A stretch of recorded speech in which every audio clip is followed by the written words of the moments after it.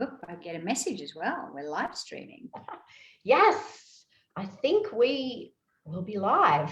So hello, beautiful ones. Dr. Niikee here, and I'm joined today by the amazing Angela Carroll. And so for those of you that I haven't met before, I've been doing a few of these talks just to bring up some, I guess, important topics of conversation. And so I've to connect in with people who I think could really have a good conversation around whatever the topic is. And so for this this month, I thought about talking about following a why. You know, quite often we get so caught up in our lives about what we do. I mean, even when we first meet people, it's okay, you know, I'm such and such, what do you do? And, you know, what we do is not really who we are. And I think sometimes when we get stuck in that we are what we do, we tend to lose sight that we are more important than what we do.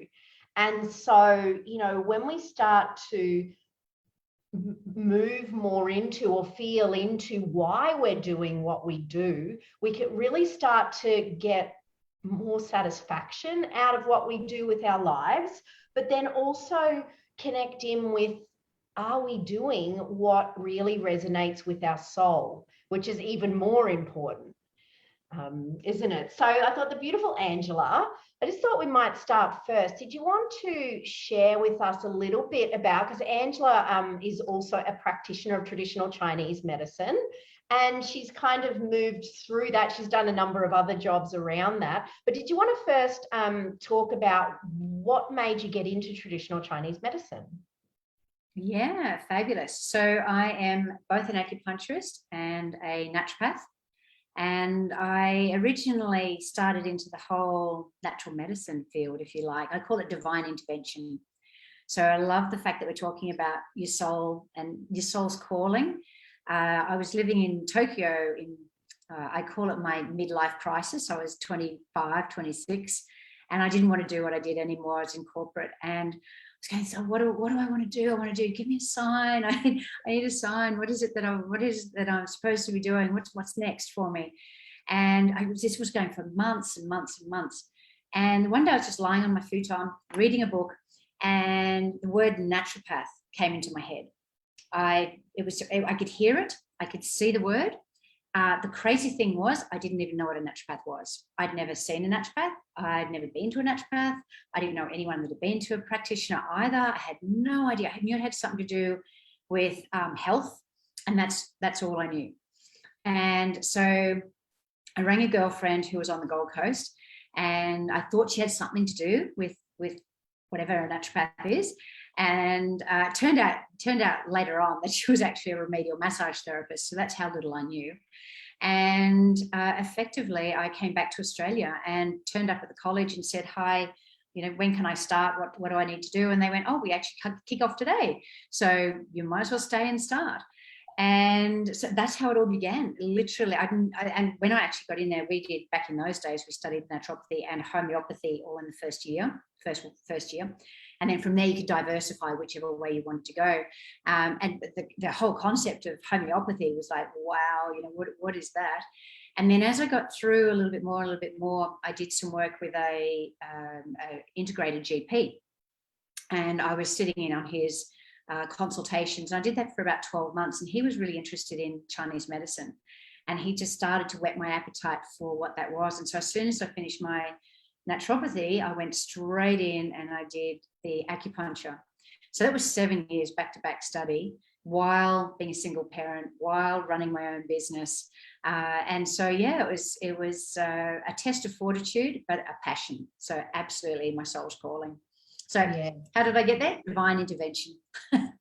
Yes, and you know that passion, I think it keeps you going, isn't it? Even through, you know, the early years, like when you're setting up a business or if you're doing a whole lot of study. You know, I studied more than 20 years by the time I got through all of my degrees and masters and PhD and, you know, all of this type of thing. And you know, sometimes people say, and I still study. I'm doing another postgraduate, of course. That's just the way it is. And you know, people often say, how do you do it? And it's like, it's that passion. That's the only way. It's like, I find it that interesting that it's like you make time for it, don't you? And then you kind of, that's the motivation. But I also love your story. It reminds me, I'm just laughing while you're saying it because mine was as well. How I got into even finding out what naturopathic medicine was is when we were in grade 11, we had to do a careers paper for English. And the English teacher at the time was also the drama teacher. And so for people who weren't quite sure, we had the full drum roll, a big top hat, and she'd cut out these little professions on pieces of paper and stuck it into the top hat. And so my turn came, drum roll, please. And I picked out naturopathy. And I had never even heard of it either. And so I had to go on to read. Yeah, isn't it funny? I'm thinking, oh yeah, no wonder you came to mind when I was thinking about this topic. And so then I went on to research it. To write this paper, and I was like just completely fascinated with all the different modalities, and it was just blowing my mind because I was just kind of grown up like a regular mainstream person at that particular point in time, and it was like, oh my goodness, all of these things like the flower essences, which I quite heavily into now, and just a lot more of the energetics really sort of intrigued me. And in those days, the teaching was a lot more about that as well, about holism, looking at things from that perspective of, body, mind and spirit. And, things have changed a lot these days, haven't they? So much. And it's the energetic medicine, it's that connected part that I think really fueled my passion as well, and I still to have that to this day. You can't disconnect the energetic medicine from the I guess the scientific medicine, if you want to call it that way, the evidence-based medicine. But the energetic stuff is, I believe, becoming more intrigued by it, becoming a lot more interested in that aspect of it. Yeah, totally, isn't it? Because, if we're only dealing with the physical, it's such a small part. And I love that, a lot of people can connect with that. That iceberg image where you've got that conscious awareness, like what we're aware of. That's almost like our physical is that top part. And then, that 90% down the bottom is all of the subconscious, which is, which makes up all of our energetics, in that particular way. And so whilst we're only looking at the physical, we're really missing such a large part, aren't we, of the whole picture in that sort of way. And that's why I love the traditional Chinese medicine too. And it's interesting. I was almost I did the first year of traditional Chinese medicine after I finished the naturopathy, but then they had the first degree courses in complementary medicine. And I thought, oh, maybe I'll get a degree first. And then there was a master's. Oh, then I'll get a master's. And then I ended up in a PhD program. So if it's on my agenda to really dive back into, but who knows? I'm learning so many different things now, but hopefully it's on my hoping to have time to study at some point a little deeper. Find a little space in your life for it. Yeah, totally. Another day in the week. I've been working on that one. And so, from there, I guess you kind of went into practice. And then, so what's kind of brought you through to what you do today, that more bigger picture stuff? Tell us more about that. Thank you. So I think about, and I see this so often, at about the 10-year mark in practice, practitioners start to get an itch. What else is out there? What more can I do? How can I do things better? What else is there? And it was just frequently this 10-year mark where there's this curiosity of what else. And so I was looking for what else. I didn't really know what else it was that I wanted to do. And I was looking at more courses. I was looking at going in and doing a lot more in-depth stuff around herbs. I was looking at doing more around Chinese medicine. I was I moved actually from Chinese acupuncture into Japanese acupuncture.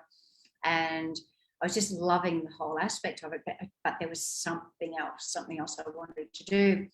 And I used to go to, I don't know whether I'm allowed to mention company names, but I used to go to the seminars, and I'd watch the presenters doing the seminars, and I'd think, oh my God, I want to be like them. I want to do that as well. not thinking I wanted to work for the company. I was, I want to be on stage and I want to be lecturing and I want to be that confident and I want to be that person. And just absolutely out of the blue, I got approached by Metagenics and they said, do you want to come on board and work with us? And I was like, no, I got my business. I want to stay a practitioner, not interested. And they just kept hounding and hounding and hounding. And it was months and months and months at me. And I said, okay, I'll do it as long as I can be one of those seminar presenters. I want to be one of those people on stage. And so that was the crunch. That was the deal. And I was there for almost 17 years. Wow, the time flies, doesn't it? I think that's when I first connected with you way back then as well. And it's sort of, I think, well, we chatted a few times, and then I hadn't seen you for a while, and then you magically appeared on Facebook. How often does that happen, doesn't it? When you've been able to reconnect with so many people that go out of your life at different points by using this medium. So what about now? I love what how you're servicing practitioners now. What sort of thank got you into that? So now when I left Metagenics, I was, do I want to go back into practice? What do I want to do? Because I was really thinking, I want to get back in there amongst the people. And with all my experience, I've spent three decades in the profession, and all of my experience in practice is I've probably trained around 10,000 Australian, New Zealand, US practitioners in evidence-based natural medicine and in business, how to run business systems for successful practice. And I thought, well, it's silly for me to go out and be in competition to all of these magnificent practitioners. What they need is more help in how to run successful businesses. So I decided that I would change, and it was a bit of an identity shift. It really was an identity shift to go from I'm a practitioner now to I'm a coach. So now I coach natural healthcare practitioners to grow and scale their business without the burnout. And that without the burnout is so important, because it's such a common thing in our industry, in our profession, to go through burnout, because we give, and we just don't get that back easily. And so the topic for today is about your why. My why moved from me being me, doing what I still do what I want to do, but the emphasis was off me and more into who can I serve. And it was not finding my why, it was finding my who. So for me, I'm so passionate about our profession. I love what we do. I love the practitioners, and we need help industry-wide with running a more successful practice. And so my who now, I've gone from being motivated by my why to my who, and my who is to help to make this profession full of practitioners who are confident in what they do. They're confident with their sales and their marketing. They're attracting clients to them. They're getting busy. They're making money, and make it, really, really taking themselves seriously rather than just a part-time hobby job. Yeah, and I see it so much, and it's almost like a value thing as well. I've been in education and teaching, for a long time too. And, there's so many students that I see that go through, and I'll see them years later, and only a small percentage. It breaks my heart, because some of them are absolutely brilliant. They're passionate about what they do, but they just weren't able to make a business work. And, the thing that I sort of, that I work with a lot of people, not just practitioners, over is value. And, it's really difficult at times for people to see the value within themselves. And so they give and give and overgive to try and, derive that value from the external, when, if we can, work on supporting that shift into finding the value within, then everything changes around as well. Because it's like, if we hold our own value, then others also hold that value about us as well, or for us. And but if we don't hold our value, then it's difficult for other people energetically to be able to see that value as well.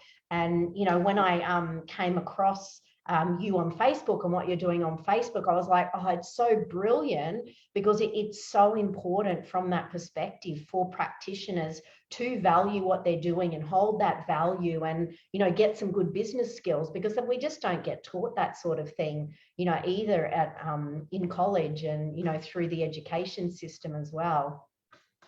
No, we don't. And there's there's a couple of things when you're talking about the value. For a start, I think the two main things is well, no, you're not taught any of how to run a business at college. And the primary thing when we say to a practitioner, you know, what do you do? Oh, I'm a naturopath, I'm a nutritionist, I'm an acupuncturist, I'm a whatever that label is. The thought really needs to be, I'm a business owner, and the profession I'm in, the business I'm in, is natural medicine.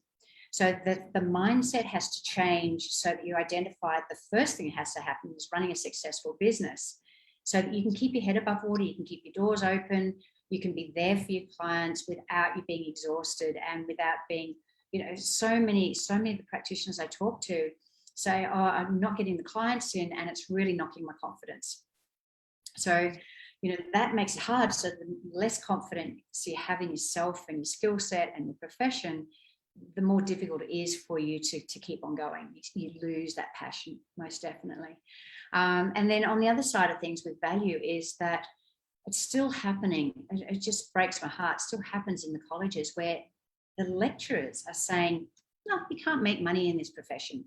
Whereas that is a load of rubbish. I know practitioners that are making, you know, $100,000, $200,000, $600,000 a year. And doing that even on their own, you know, even on their own. They don't have to be in big practices to do that. And they don't have to be killing themselves to do it either. You know, it's about working smarter, not working harder. Yeah. And it's not a difficult thing. It's not a difficult thing, but it does change. It's a mindset and getting out of your own way. So this whole thing of, you know, hanging on, oh my God, I'm not getting clients, I've got to hang on tighter. Energetically, coming back to that energetic link. Totally, isn't it? Yeah. You know, you've got to, who can I serve? Who am I here to serve today? Who am I open to? I'm here, I'm available, I'm ready, and allowing that abundance to come in as you say, I'm here of service. Yeah, and you know, that's 100%. And you know, my practice over the decades as well has gone very much from, like, I love the esoteric stuff and the energy stuff at first, but then, you know, as I worked more in academia and I did, you know, a PhD in nutritional biochemistry, clinical medicine, just to do the full circle. But you know, by the time I kind of, you know, recognized that just wasn't where my heart was at, I've just really gone back into working with all of the different energetic principles. So, you know, from the Ayurvedic principles, using the chakras. The chakras tell us so much information about what's happening at those subconscious layers. So those, you know, negative self-belief patterns that we hold, that actually that's what keeps us stuck. You know, it's yes. Like we're going, oh no, but are we going to get any clients? Or even that thought form, I need more clients. It's like that's the energy that you hold then, that you need more clients. Whereas I love that what you said, that, you know, you're open for service and you're there full-hearted. Who can I serve? And then that's the energy that people are attracted to then as well, rather than that kind of that holding on and almost that neediness. And I recognize how difficult it is to shift that paradigm. But once, you know, you're able to do that subconscious work around that, it just completely changes everything, doesn't it? It's almost like, wow. So much so. And unfortunately, and it's not a fault of anyone. It's the type of people that our profession attracts largely, is we're just givers. You know, we give. And when we're energetically giving everything away, for a whole lot of reasons, probably we might get into today, but when we're constantly giving and we're not actually getting back what's equal to what we're giving out, then that's just where we burn out. That's where we get exhausted. We don't work efficiently. We start to become desperate when things get a little bit difficult. And we need to take stock at that stage. Where are we at? What am I giving them? How am I giving? And a quality that is really endemic in our profession is being a pleaser. Being a pleaser. And so we're constantly going over and above and causing overwhelm in our clients by giving them too much information too soon with high expectations and expecting our clients to do more. We constantly give. And there's nothing wrong with giving strategically. And there's a very big difference. Giving strategically is different to just so that there's nothing left. Yeah, definitely, isn't it? And, again, that energy is so important that, it's like using a mobile phone. We can't just keep using the phone without charging it, isn't it? Exactly. So that's in simple terms, that's what's so important with the energy and how it works. And sort of what about back to the whys, like when I mentioned earlier about when I was doing that first research about naturopathic medicine, that one statement was to help people help themselves. And this was a statement that it literally activated me. I think that was the point in my coding where it was like, right, this is it, this is my why. And so, all of the years, even when I did all that research, it was like I just wanted to, prove, the results that we were seeing in clients, because back in those days it wasn't as popular, natural medicine, as it is now. And you get such great results and you'd see such beautiful changes in people that it was like, okay, well, I want to do research so I can, being naive and young, I thought it would be that simple, but of course there's lots of obstacles in that sort of space as well. But at the end of the day, and even more so now, it's reflected in my practice, and I hold that key is to help people help themselves. So it's like, we're not the guru, we're not there handing out the pills, getting the blood test. Well, the modern movement is a little bit, unfortunately, but really the traditional, any holistic medicine has always been about empowering the client. So, allowing them to be able to develop skills to be able to look after themselves and, be empowered in that way.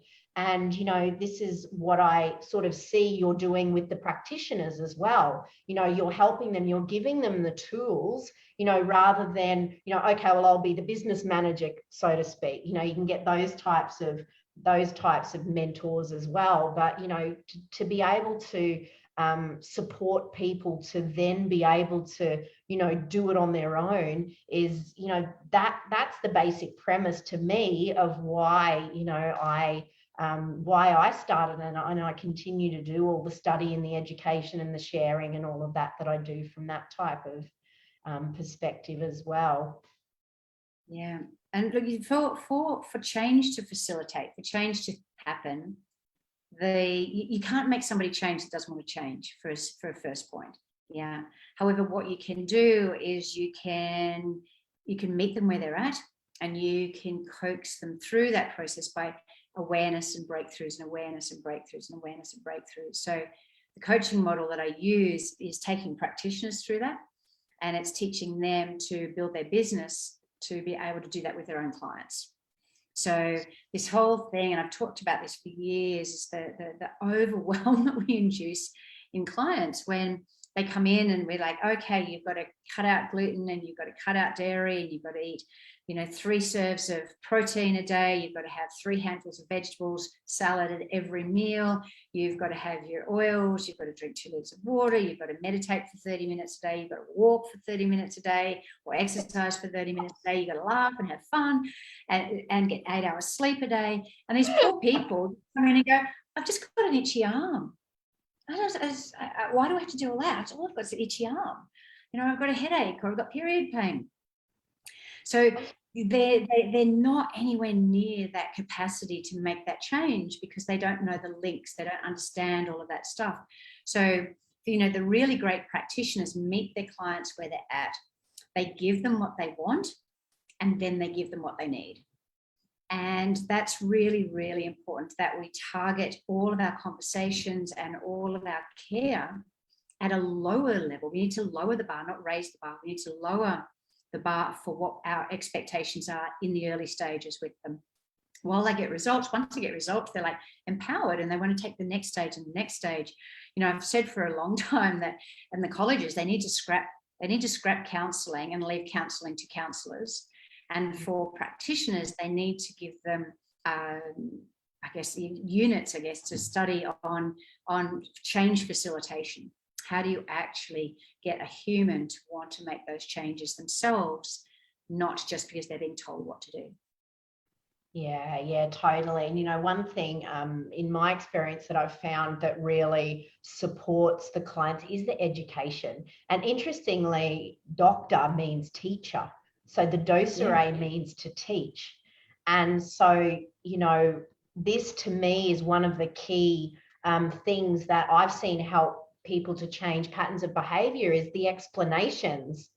You know, it's kind of, you know, why drink more water? You know, what the benefits will be of, you know, of having more fiber in the diet and more vegetables. And it's almost like when you explain it in the simple terms that you can see the lights going on. And then it's, you know, once people understand why they need to be doing that really to prevent disease later down the track, that, you know, they're kind of the key aspects that I've found that kind of help them then to be able to start to create change. And I love what you said too about keeping it small to start off with. You know, I'm always in consultations, we'll talk about a whole lot of things, and then I'll say to clients, what's easy for you to do? And we always start with what's easy. So we get that, okay, they're winning, they feel empowered, and, you know, any little change helps people to start to feel better anyway. Absolutely does. It really does. And it's just change in increments. And, you know, for so many practitioners, like my patients, they didn't come back or they're not staying. Well, it's just you overwhelmed them to begin with, you know, and oftentimes the practitioners will think that it's because they're charging too much. So I'm charging too much, so they can't afford it, so they can't come back. People will pay if you're offering value. And if they're getting the results that they want and they expect, they will pay for that. And so, you know, all of us know of our clients that we've had who say, oh, you know, like, oh, I can't afford it. However, they're smoking a pack of cigarettes a day and drinking a carton of beer, you know, every couple of days. So if they can afford that outlay, because that aligns with their values, then they can afford you. They can afford you as a practitioner. So people will pay for what they want to pay for. People will pay where they see the value. But it comes back down to making it easy for them so they see they're getting results, and when they're getting results, they're willing to take the next step. Yeah. So I love that you brought that up too, because that's such a big issue too that I see with the practitioners, is they're just not charging the amount of time they're putting into clients. So, you know, hours and hours of support, and it's like, well, they say they can't afford it, or, you know, they go to the doctor and don't pay, and so why would they come and pay me hundreds of dollars when they can just go to the doctor? And, you know, it really is that mindset, isn't it? Getting over that. And holding that energy then in the energy field, which then keeps recreating that same pattern. And I love that you brought that up as the energy field, because money is just energy. Money is just energy. And it's, you know, I often encourage practitioners to think of the money as thank yous. So the dollars are thank yous. And, you know, we can't barter anymore. It's not like your patients are going to come in with a chicken and 2 bushels of wheat anymore. It's not going to work that way. But what they can do is they give you the money as a thank you, and it's an energy exchange. The interesting thing with that, though, is the practitioners who do well are the practitioners who invest in themselves. So it's a mindset or an understanding that their clients are investing in the client's health, and they pay the practitioner. The practitioner needs to invest in themselves, and they need to be paying money through coaches, through improvement in what they're doing, through improving their systems. You know, speaking to thousands of practitioners, The practitioners who are doing well would easily be investing $20,000 to $30,000 in their own personal development every year. Their personal development, their business coaching, their whatever it happens to be, $20,000, $30,000 a year is pretty average for the top performing practitioners, because they understand you have to invest in yourself for people to trust you at a level where they will invest in themselves as your clients. Yeah, totally. And, doing that too, I found, even from my own experience, like I always used to think everything was expensive. And, until I got over that, and like I used to say, I'm not paying a practitioner a couple of $100s, but now it's kind of like, that's once you value it and that's the level of service that you want, then you pay it. I remember a mentor of mine a few years ago said, I think you need to go and pay a practitioner hundreds of dollars just so, you feel okay about charging, what you're worth, considering, all of the, the level of service that I am able to provide to clients too. And it wasn't until I allowed myself to spend that money freely that I felt that that money dynamic within myself change as well. And so it's now I don't feel bad charging the money for the time and effort and the value of what, clients get from working with me. But it was such a barrier in the first instance. So it's that real spend the money, and then it kind of, the energy of it just changes then too, doesn't it? It really does. It really does. And it's, it can be actually so simple, but it's a technique for practitioners is to have a ritual in the morning and a process of abundance. So, visualizing who it is you want to attract, making sure that you're connected from the heart, seeing those people, seeing the fact that they're coming in to see you, asking for what you want. How much money do you want to earn per month? How much money do you want to earn per year? What kind of clientele do you want to have coming in? And that process over a period of weeks to months will actually start to bring those clients in.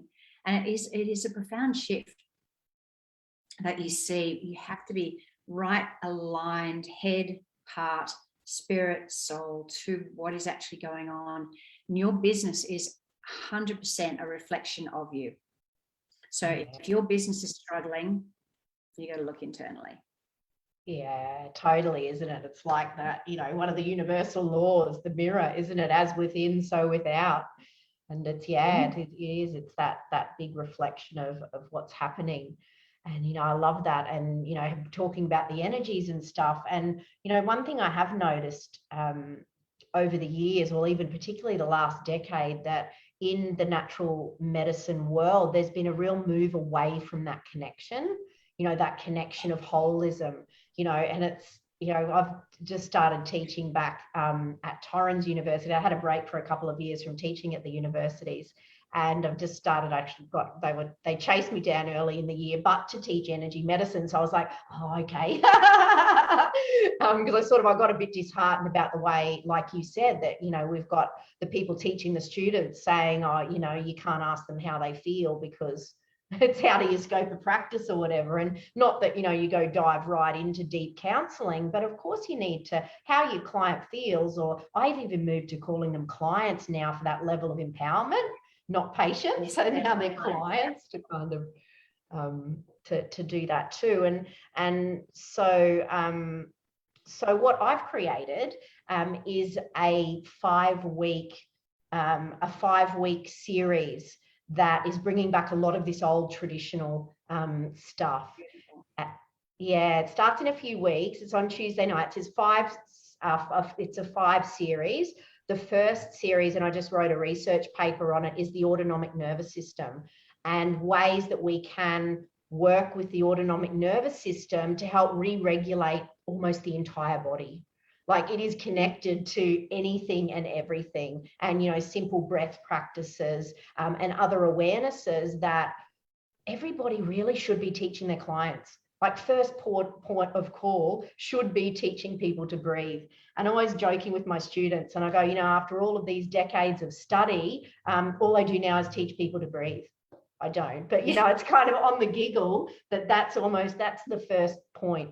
Are people breathing and consciously breathing?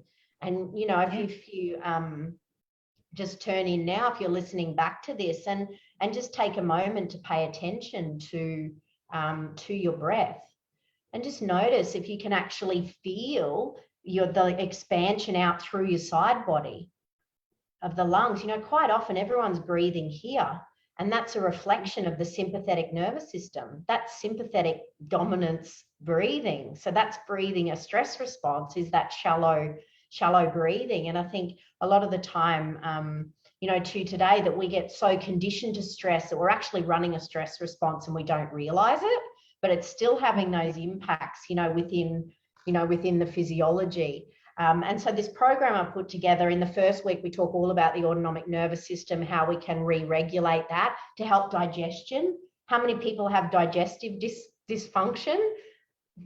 Totally, isn't it? And it's related to stress, because that's how the vagus nerve works.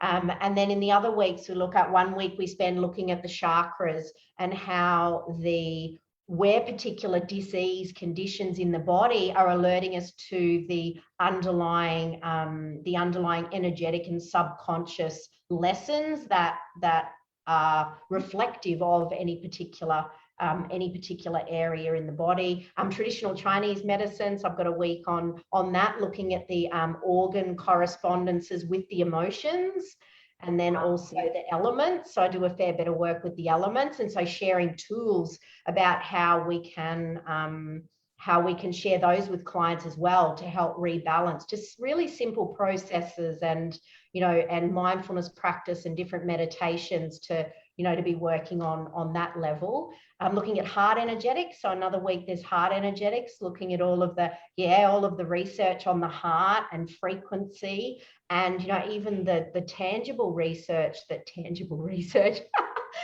research that's been done on quantitative measures.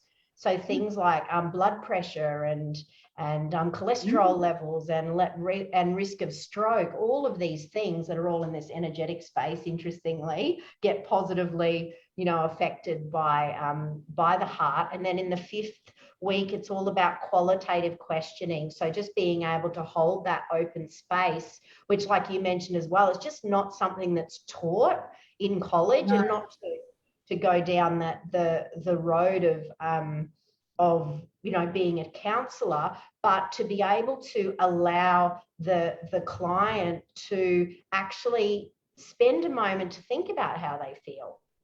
Because I feel like, I think a block a lot of the time in people's lives is that, firstly, they don't make time to feel how they feel, and they don't connect in with it. So to build that therapeutic relationship, which is part of the healing process as well, is just being able to sit there and allow the person to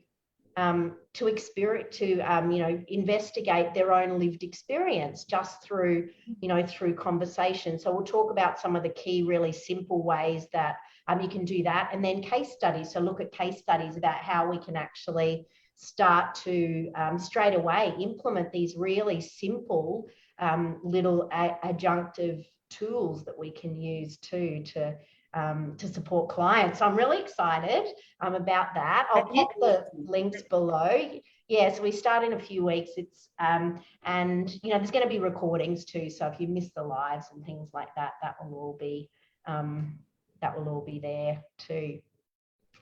Yeah, I think the understanding the energetics, understanding the wisdom of the body, and being able to recognize that in your clients and use that for your practice just takes you to the next level. Your diagnostics, your understanding, they just go through the roof when you have that level of awareness.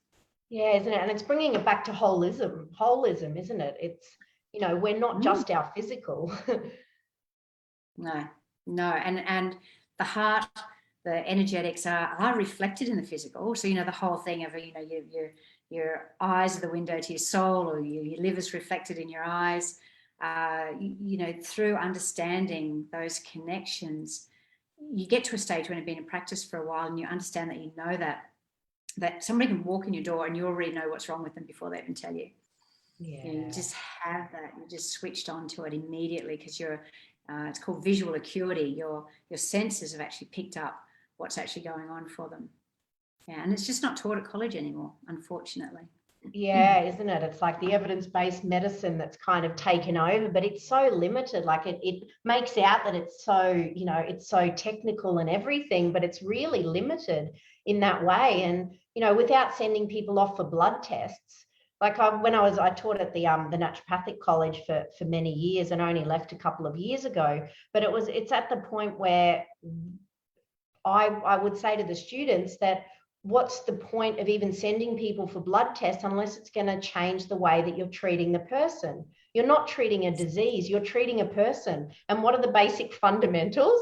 Gut, detoxification. It's like, the blood tests can't even tell us most of the stuff that, that supports how we might support the client anyway. So, that whole paradigm, and that was actually one of the reasons that I ended up leaving, because it's like they've lost the art pretty much, in that sort of way. So so I was really excited when this actually dropped in for me, to create this program, just out of that need. And I'm really excited to be able to share all of this that that I've learned over all these years, to be able to help people actually get back in line with more of the traditional way, that we can help people more deeply too.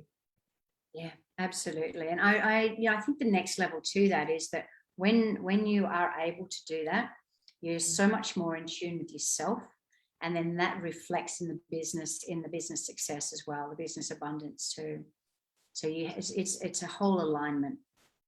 Yeah, completely. And so what do you do these wonderful things? Tell us about, you do these little practitioner challenges. Yeah. So I do very much the let's call it the shift when you look at marketing, the future of marketing. So marketing's changing really rapidly. And what people are wanting now, and this is what I coach practitioners to do, and everything that I do with my business, I model for practitioners to do the same thing. So what I use, they can use. What I teach, they can utilize in their business. And so the future of marketing really is what's called results first marketing. So people will trust us, people want to buy from us, people want to work with us when they know that they are going to get results from us. So it's like you wouldn't buy a car without test driving a car, So you want to actually make sure that there's some sort of affinity, you're going to get some results. It's not we were talking about money before. It is expensive to see a practitioner out of a person's just regular budget, so it's like it's a bit of a shock for them. They want to know that they're going to get some results. So I run challenges or trainings. I do a particular one, a 10-day training. So the next one starts on Tuesday next week, the 28th of, where are we up to? September, 28th of September. And right, they go all that information in the link as well under the thing. Okay, thank you. So it's 10 days. This is the last one this year, and I'll kick off again next year. But effectively, it's to show practitioners, teach them a model of working so that they can get any project done at any time. So many people, particularly at the moment, stressed, overwhelmed, homeschooling, and the frustration of not getting their work done, their projects done. And it could be as simple as tax, which is not simple, but it could be tax. It could be writing a program. It could be getting your filing done, getting your handouts created. So practitioners come in, whatever project that is bugging them, that's been sitting there, they've procrastinated on, or they haven't been able to start it, or they haven't been able to finish it. So they come in and they work through the 10 days. And for the vast majority of them, they actually get it completed in 10 days, whatever it is. And it's only an hour a day. So it's an hour a day. We actually do the work in real time. Of course, if it's a bigger project like doing their website or something like that, then they'd obviously be spending allocated time for that. But essentially, it shows them a process that is mapped out step by step as to how to project manage and get results every single time. And it's so effective. I have practitioners that keep coming back every time. Goes, oh man, I've got a next project. Let's get that one done. Next project, let's get that done. And then, yeah, look, it is great. Actually, you should come in the next one. Jump in the next one. It's free. I'll have a look at There's the no cost schedule, in training. So, it's really about, looking at, okay, understanding and helping people through the overwhelm, giving them a helping hand at the moment while things are so I guess taxing as far as time goes. No, I don't have enough time. People say, I don't have enough time to do the program. It's like, well, it's only an hour a day, and that will actually buy you back time. It'll actually make you more efficient at what you do and make you more effective at what you do. So you'll actually find that you have time to do what you need to do. So it's a great community. It's super connected. So we work through there, and I do that almost every month. As I said, but this will be the last one for the year. I've got some other stuff planned for later in the year. And then from there, I have a 9-week group coaching program, and I do one-on-one clients as well. So there's a few sort of things, and I'm building that out. But as I said, what I do, I show practitioners how to do exactly the same thing so that they can have that success. And, in just the first 7 months of doing my coaching business, I was already up to 6 figures. And these are things that practitioners can do for their own business. It's super easy, it's reproducible, and I use a model that I know works in the industry, works in our profession, because I've lived it for 30 years. And I've looked at what is in the future. I look at what they're doing in the US, I look at what they're doing around the world, and then I look at other, other modalities, other career paths that have models that work really effectively for them, and I can take what I can take from those and apply it into our profession, and works incredibly well. Brilliant. It's exciting. I think I'm in. One of the things that's in my calendar to do, I'll just do it with you. Just put it in and get it done. But it's so good to actually do it with other practitioners, to realize that we are a tribe, that we are very much like-minded, and we need each other. We're so often working on our own. We're the Lone Ranger. I'm standing in my office at the moment, and like most people, it's a converted room from their house where they've had to move, to online. And so for a lot of practitioners struggling to get online, if you're not online now, you are really going to struggle going forward. So, how do you convert your business into being in your home, or being, in your garage, or wherever people have had to relocate to? And there's definitely practitioners who are still in practice, have still have their own areas. However, how do you shift that? How do you move that to be effective for you, for your career? And coming back to your why or your who are you doing this for? You're doing it for you. You're doing it to be a role model for your children. You're doing it for your client base. Who are you doing it for? Beautiful. Yeah, I love that as well. Yeah, that's such a key thing too, isn't it? Like, who are you doing it for? I'm going humanity, supporting the evolution of humanity. That's my mission. Yeah, absolutely. There was actually one other aspect that I did want to mention while we're talking about the money side of things is, for so many practitioners, it's like, oh, what about, but my clients can't afford it. And there's this whole story of my clients can't afford it, so they don't charge appropriately. You're running a business, not running a charity. So running a business, not running a charity. And if you want to do charitable events through your business, then absolutely. But if you run your business successfully and you're bringing in good money, you can support and you can sponsor people who can't afford it, or you can support charities. You can have charitable events and do, raise money for donations. You can order really wisely from the companies where you get your specials, and then that gives you money to be able to help other people as well. So there's ways around being charitable in your business rather than running your business as a charity. Yeah, I love that. You sound like my father. He always saying I'm too generous, but yeah, exactly. He says the same thing, you're running a business. And that was a big mind shift for me as well, particularly when I left I left the university about 3 years ago. I left the university and the naturopathic college, the teaching. So I've always been in part-time practice, but I left it all just to create this change so I could really step into more what I'm here to do. And, at that time, it was such a big mindset shift for me to even think I wanted to have a business.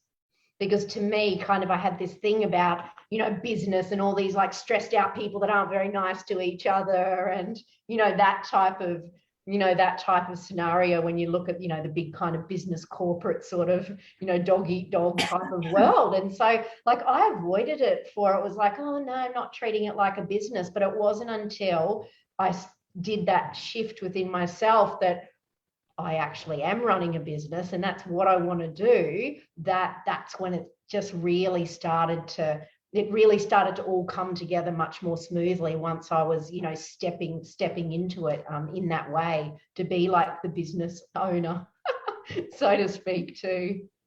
Yeah, it's amazing the energy, isn't it? Oh, it totally is. And going right back to our very beginning of the conversation about how did you get into this for both of us? I believe that we were created with a purpose, on purpose, for a purpose. And I believe when we were created, that little purpose was put inside us. And some of us are gifted enough or blessed enough to be able to find that purpose and identify that purpose. Some of us need a brick thrown at us before we actually realize that what that purpose is. And for some people, sadly, they never find that purpose. But I truly believe that if you hear, even here listening to this podcast, listening to this interview, that you've been tapped into that purpose. You've been placed here. You wouldn't be here if you weren't answering that purpose. So you've got a responsibility to step into that. If this is what you're here for life, then take it seriously, and step into that. What do you need to do to really unleash this whole purpose that you're created for? And we need healers. We really need healers. No greater time in history than we need them now. So step into what you're created for and answer that. Yeah, I love that. And, just allow yourself to walk through the fear, isn't it? The fear, the barriers, the self-doubts. These are the limitations that, that we create within ourselves that often that's what prevents us from not having that opportunity to find our purpose, because we just don't believe enough in ourselves and, in our journey too. So, that's so wonderful. I love all of that. I love, that what you share and, how you're supporting practitioners in that way. It's so needed in our industry for sure. Definitely. I love it. I love, like jumping on calls. This morning I was on group calls. Yesterday I was on calls all day. So, I just love just that connection and seeing the breakthroughs and seeing the growth and, seeing clients. So the practitioners contacting me, oh my God, I got 3 new clients. I'm so excited, and just these little breakthroughs that they have. And no matter where you're at, you can grow. I've got some clients who see 25 clients. It's getting confusing. I've got some practitioner clients who see 25 clients a day. I've got some practitioners that see 3 clients. 25 a day? How do they remember, like, who's what? Yeah, so I've got quite a few practitioners who are seeing those sort of numbers. At the moment, I'll tell you how much of a requirement we have at the moment is. One of my clients said to me, he's in Sydney, and he said, oh my God, I'm inundated with calls. He said, it was a Monday morning, and he said by 10 o'clock, he'd had 30 calls already from new clients looking to work with him because they want support for their immune system. And speaking to another client today, we were having a chat today, and she said, oh my God, the numbers of calls that are coming through, looking for support, looking for help. She can hardly keep up with it. And so there are people wanting us. There are people wanting what we do. We just have to get visible. We have to get confident in putting ourselves out there and really stepping into what we do. That's beautiful, isn't it? And I loved hearing those stories because, it's so important now for us to, with everything that's happening in the world, for us to actually get that sovereignty, start to look after ourselves, work out how, we can best support ourselves to, continue moving forward. Yeah. Or people are looking for the help. So are you visible? Are you ready? Are you ready for what's coming? Are you ready to support these people? Yeah, beautiful. I love that. Thank you so much for your time today.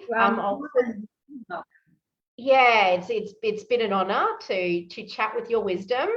And so I will leave all the details of below of how you can connect with me and how you can connect with Angela, and all the exciting things that we've got in the woodwork to be able to support you to create, a life of your dreams.